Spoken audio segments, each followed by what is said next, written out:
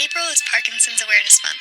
To kick off this important month, the Power for Parkinson's team took to the streets of downtown Austin, right outside the premiere of Still, a Michael J. Fox movie, to ask our local community what they know about Parkinson's disease. So, do you know when Parkinson's Awareness Month is? Do you want to guess? You mean the month and the year, or do you mean? Yeah, a month and a year. April? Yeah, that's right! Parkinson's Awareness Month is an important opportunity to raise awareness about Parkinson's and its symptoms and spread the word about resources and research that can help improve the lives of those living with Parkinson's. Do you know what Parkinson's disease is? Again, Parkinson? Parkinson's disease. Yeah, I know what it is. You know what Parkinson's? Do you know a symptom of Parkinson's? Like, when you are, like, the hands are shaking? Yeah, it's called tremors. Yeah. Yeah, so you get it right. Thank you. Congratulations! There you go. 10 early signs of Parkinson's disease, as noted by the Parkinson's Foundation, include tremors, loss of smell, trouble moving or walking, small handwriting, trouble sleeping, a masked face, constipation, dizziness or fainting, stooping or hunching over, and a soft or low voice. If you are experiencing more than one of these symptoms, consider making an appointment with your doctor. Can you name symptoms of Parkinson's disease? Shaking hands. Like, you don't go straight up, you go like this. Yeah?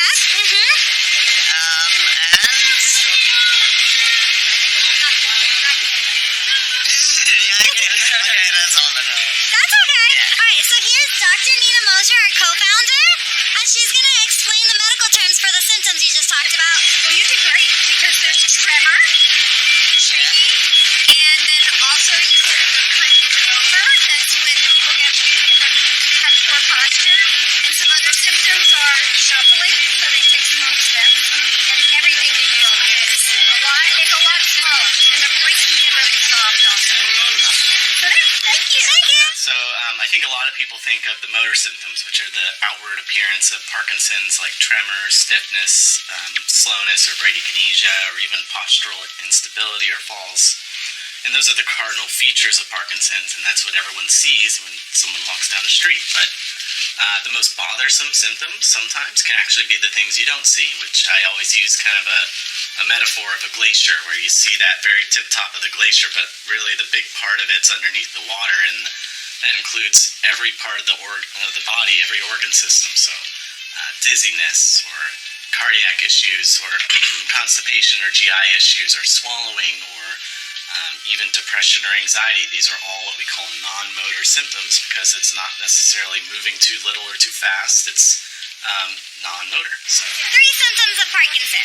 Tremor, weakness, and I should know this, constipation, shakiness, forgetfulness, and stumbling. Yeah, it's that you sort of, your body gets like more stiff, and like some patients have shaky hands, and I think eventually it can also affect just general brain function. Like you can start forget or get confused and forget and things like that. Exactly. Congrats. Here's your reward.